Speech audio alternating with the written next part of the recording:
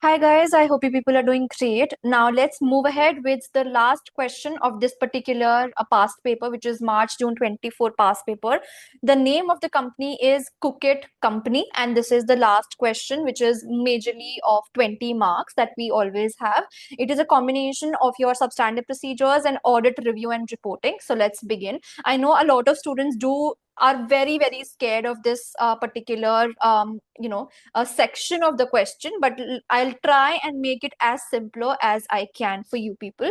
So let's begin. Let's first read all of the requirements so that we know, okay, for what all are we looking ahead with, and then we'll continue with reading the case study first. Okay, so let's first read. Describe the substantive procedures the auditor should perform to obtain sufficient appropriate audit evidence in relation to valuation. So now we are here testing the assertion of valuation. Guys, please be a little careful with these wordings, because what happens sometimes is, the question, because of course we have a lot of assertions with us, right? So sometimes the question clearly states what assertion it wants us to write, right? So if you are not writing that assertion, it can actually create an impact in the answers that we are writing, and we might not get full marks.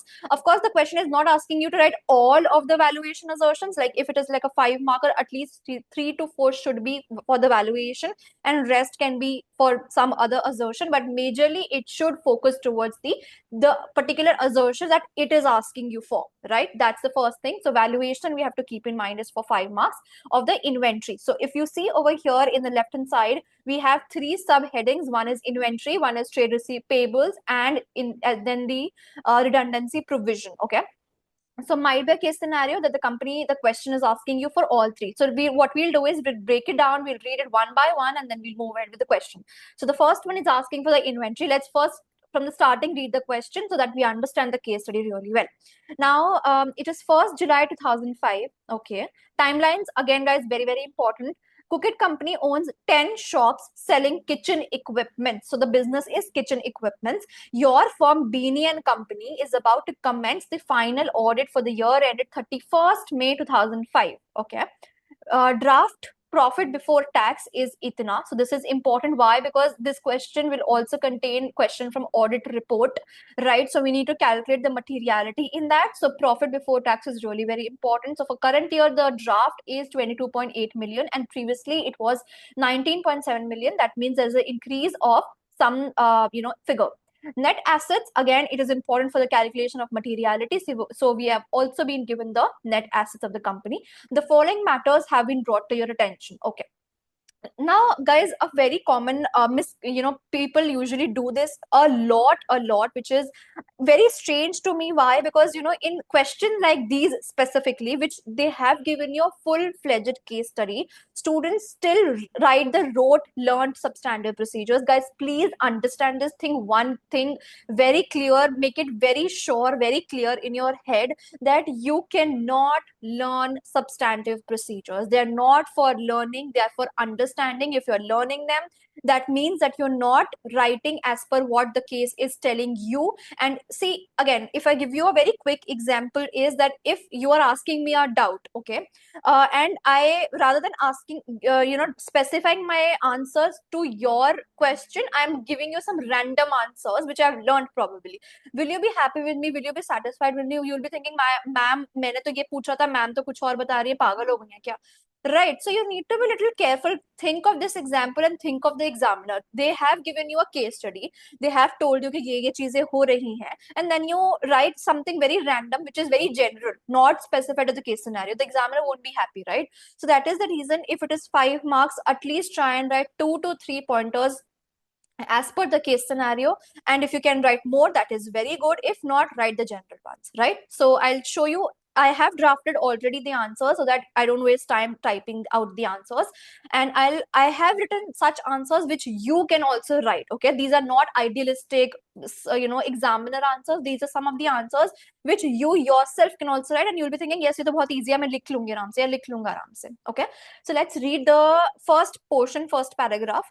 Cookit Company sells range of cookery products endorsed by famous television chef R.G. So I'll refer to him as RG. I don't want to, waste time to speak it again and again.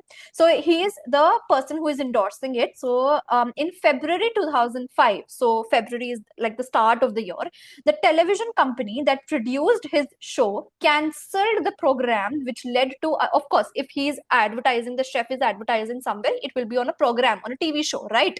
If that TV show gets cancelled, of course, your products won't get endorsed. That will be a problem, right? So that is what is happening over here. The show cancelled the program, which led to a reduction in the demand for RG's products. Of course, it will lead to the reduction because ultimately the main source of my advertisement got cancelled, right?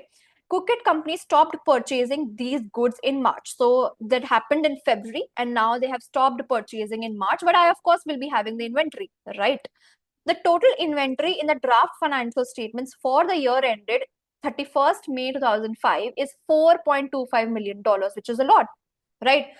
Cookit Company's system generated invoice valuation report shows that this includes RG's products at a cost of 1.7. So the products that he was to endorse, his products cost $1.7 million out of the total inventory of $4.25 million, right?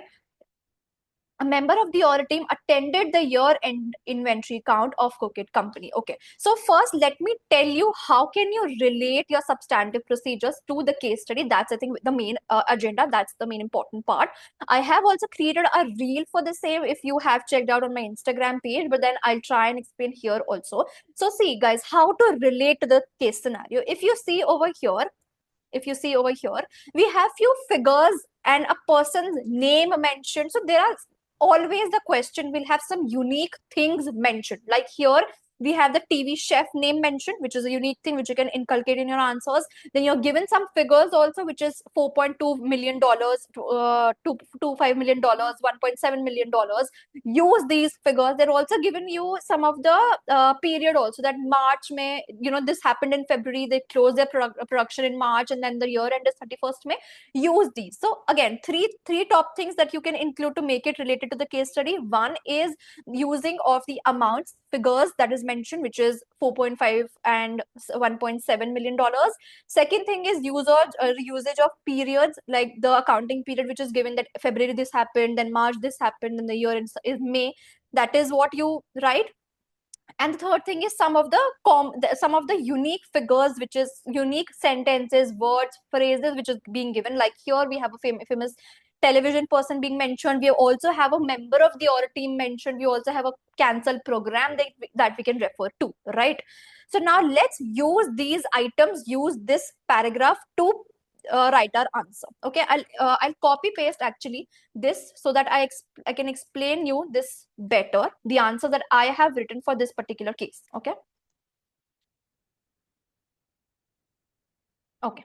The first sentence that I have written, compare the actual sales per month of R products. R is the chef that I have referred over here, because we are more inclined towards, how much is the actual sales that he has happened because of him, because uske baad to program cancelled. So before that program cancelled, how much did I make and what was my budgeted sales? Supposingly budgeted बोला था मैंने 10 के करने को, और क्योंकि program cancel हो गया, I was only able to do 2. So I need to have this bifurcation, right?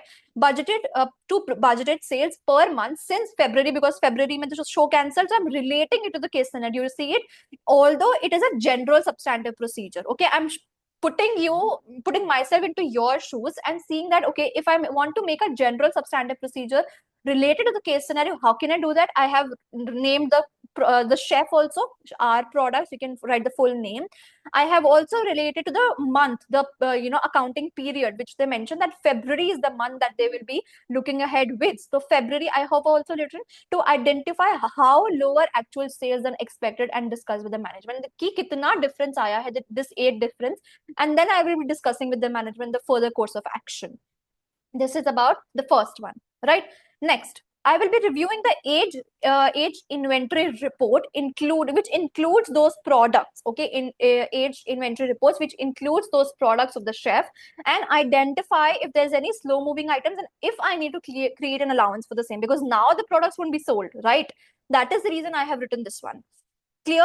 Third one, discuss about any damaged or obsolete inventories noted by the auditor. Now, very important, if you read over here, they are telling you that the audit team attended the year-end inventory count of Cookit company. So now I can again use this statement that, okay, audit team in आई थी मेरी company में, I can use that also as a substantive procedure and tell ki what all are the obsolete or damaged item which the auditor noted. If there were any, I will be discussing it with the management and seeing if there's any allowances that we have to create according to that, or if the value needs to be adjusted as per IAS 2. Clear? Got it? Very simple, very straightforward. No, using of fancy terminologies over here. Then, reviewing board minutes for discussion on the impact of falling demand of our products and whether allowances. Again, because demand is following, again, I have to see if there's any discussion with the directors, the managers, what is the discussion happening, how are they catering the demand. So again, a procedure to ensure that the value is correctly measured over here or no. Right? So 4, I have been able to write on my own as per the case scenario using the same terminologies that we wrote learn, but still I have included the terms, phrases, words, figures from the question, right? Then compare the previous figures, the normal substantive procedure that you write, disclosures, is it fine or no as per IS2 inventory, have they measured it at or no, right? So this is how you can frame your answer. Very, very simple, very, very crystal clear. I think it should now be, okay?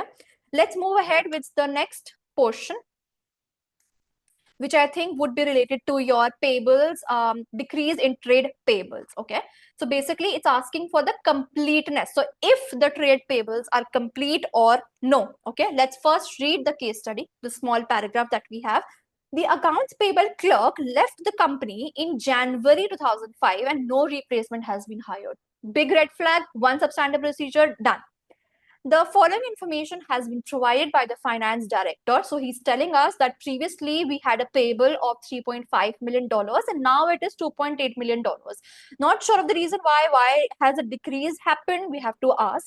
Then payables payment period has decreased. So basically earlier we used to pay to our suppliers in 72 days and now we have to pay them in only 53 days. So it is bad for the company, right? Because now I need to have that liquidity with me to be able to pay to them, right?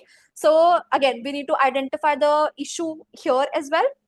The finance director also mentioned that no reconciliation of supplier statements has been performed since December 2004, which is the previous year. The audit team has decided not to perform a year-end payable circularization as response rates in previous years were low. So again, you can very well use all of these lines in the substandard procedures also. I might have not used this because right now we're talking about completeness. Let's see how what I have written and then I'll explain it to you, right? Again, I have written these keeping in mind that as a student, what all I will be able to write, not as a mentor or a tutor. Okay. Discuss with management as to why there has been no replacement for accounts payables clerk done. Again, here we got to know that there was no replacement. So if there's no replacement, if it will affect the completeness of my payables, because if nobody is recording it, there's no clerk who is accounting for it, there can be some misses and omissions, and due to which the completeness will be hampered. That is the reason I am writing this one. Very simple, very straightforward, right, guys? Next, review the board minutes of the discussion to assess rationale behind why finance director did not do the reconciliation. So again, here I got to know that there was no supplier reconciliations being performed. So similarly, this one also will ensure completeness. Why? Because if there is no reconciliation performed, how can I ensure that my financial statements are complete? Right? So another point, next point, analyze using payables account information. The rationale behind the decrease, again, I told you guys that there is a decrease from 72 days. So we are using the values from the question also, which is 72 days to 53 days. And we need to analyze why is that, why have the payables payment period decreased from such a huge amount of days, right? Another substandard procedure that you can easily write. Compare the balance of payment in each month and discuss with significant changes. This is the general one which I have written. Recalculate the amount. Again, as I told you people that you have to use the amounts from the question. So I have used this particular amount for this particular year, $2.8 million for this year to ensure arithmetical accuracy. So I use this amount, I use the same general procedure, just include my figure and I'm good to go. You can also write the company's name over here. I have not written in any of these. I was just focused more towards drafting of it. You can also write completeness, recalculate the amount of this to compare arithmetical accuracy, obtain a copy of payables payment records of dash company, for example, and discuss with the management, right? So this is all how you can frame your answers. You just need to make sure that, even if you are, you know the general ones, you should be able to, make general into the customized one, into the, the specific as per the case scenario ones through your knowledge and through your brains actually. Right, so I hope I was clear in this particular one as well. Let's move ahead with the next one and the final one, which is the redundancy provision as well. Let's read the question first now. In May 2005, which is before the year end, because year end is 31st May 2005, right? Here we got to know the year end. The management of Cookit Company decided to close down one of its shops as it is unprofitable. So we know that we have 11 shops, I think. We had 11 shops. Okay, I'm not able to get, but yeah, I think they had 11 shops. So out of those 11 shops, or whatever number of shops they had, they're closing one of the shops. Okay. Okay. An announcement of this decision was made in the company's website on 20th May, 28th May. So again, this is being made before the year end, and staff informed of the timetable for closure. So again, that time only website pe announce hua, staff ko bhi inform kara. All 32 staff employed in the shop are to be made redundant, and a redundancy provision of $1.8 million is included in the draft financial statements, right? So they are saying ki now, of course, all of the people who are there in that particular shop, they have to be made redundant, and we have to create a redundancy provision for this particular year, which is true. The closure is expected to take place in September. So we are not concerned with that. If agar board ne decide kar diya before the year end that we will be closing this shop, then everything that we do have to be before the year end only, even if they're closing the shop in September.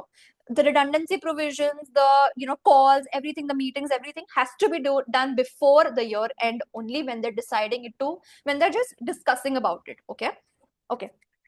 Let's talk about the substantive procedures first. Okay. I'll again copy paste this so that we are able to easily understand.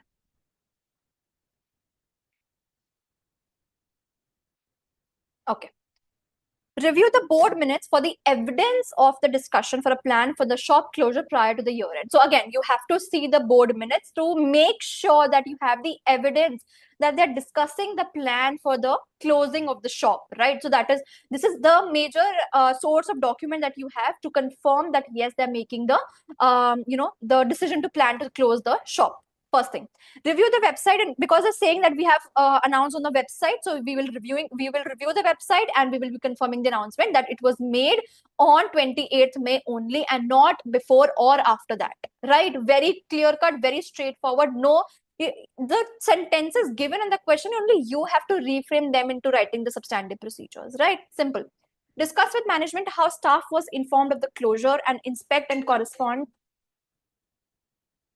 correspondence for the same. So again, here because they were saying that they have informed the staff about the closure, so we will be inspecting and will be corresponding that the same, that yes, the staff has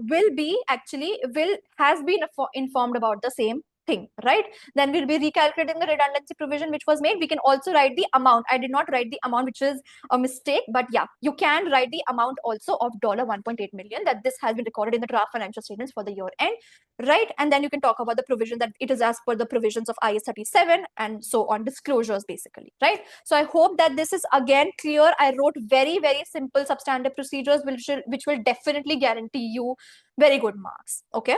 So do let me know if you still guys have any doubts in substantive procedures. Of course, I'll be coming up with more past papers, but then still let me know if you need any specific video for the same. Let's move ahead with the last part, which will be regarding your review and reporting, which is very, very important. Now, the final audit is now nearing completion, and you are reviewing the financial statements. The directors have told you that they have decided against including the redundancy provision. Okay, so they are saying that they will not include the $1.8 million provision in the draft financial statements, as the closure of the shop will not take place. And again, as I told you the concept, let me just tell you the concept again. My year end is May 2005, and that is when I also announced the same, that I will be closing my shop. Closure will happen, right? Now that closure will happen in September. I am not considered about this standard, this date. Okay, they will close in September. That's fine. That's their headache. But my headache is that in May 2005, that is my yearbooks of this financial year, I have to recognize the redundancy provision because they have formally announced the same. Right, so this is the concept which says about the redundancy provision that has to be made. So this is a big issue, big error that they're going to do, is not including the redundancy provision, which they technically should have included the same. Right, so first of all, how do we draft our answers? And again, copy paste the whole answer so that I'm able to make you understand better. Okay, so the first thing is always write the statement from the question. First, explain what is happening. What are they not doing? What is the problem? If you straight away start writing the report should be modified, where is the case background, right? So you first tell that the company issued a redundancy. The company is aiming to close these many shops. You just need to copy paste these lines and this line. What they're not doing, and you're good to go. That's the first thing that should be done, right? Then you will tell that the provision should be included and then give the reason. Why? Because closure was announced in May. Formal plan must have been created. As I told you right now, just the explanation and announce, which means it is a constructive obligation. If it is a constructive obligation, I have to create a provision for the same as per IAS 37. So that is the reason I always tell standards are very important, right? Now, if provision is not made, what will happen? Now you talk about the risk. So firstly, you explain that kya hona chahiye tha. You told about the standard. You then will talk about the risk, that if this has not been done, then what will happen? Our liabilities, which is the provisions, will be understated and our profits will be overstated. It's as simple as that. Now, then you will be talking about the materiality, which I talked about previously also, that our figures are important over here, which they have already told us that the profit before tax is this much and assets is this much. So you just need to calculate. How would you calculate? 1.8 million is the provision, profit itna hai, multiplied by 100 is the this amount. Similarly for this one. So this will fetch you one full-fledged mark. Okay, materiality is very important, guys. Sometimes students do not write materiality, but you have to write the materiality, right? Then talking about the audit. Now what will happen? How will I write? I'll talk that a modified report should be created because it is material but not pervasive. Okay, so it is material but not pervasive. Therefore, a qualified except for opinion will be created. So this is your second answer. Third thing is basis for qualified paragraph will be included. This is another very important thing which a lot of students, I think 90% of the scripts that I evaluate, major students miss on this particular wording. This will fetch you 1 mark. If you do not write it, your marks will get deducted. So make sure that you write the statement also. So how do you write the report portion is you first talk about the case study, case background, then you talk about if that is not happening, what should actually happen, then talk about the standard, then talk about the explanation, talk about the risk, talk about the materiality, finally talk about the report, the qualified opinion, modified opinion, talk about the reason that it is material but not pervasive, that is the reason we're having this, and then you also talk about the basis for qualified opinion or modified opinion. Simple as that, simple 5 marks, right? I hope now this whole past paper is clear. I have created all of the 3 videos for all of the 3 questions, question 1, 2, and 3. Do let me know if you still have any doubts in any of the questions, and let me know if these videos are helpful so that I create for other past papers also. And I'll see you in the next video.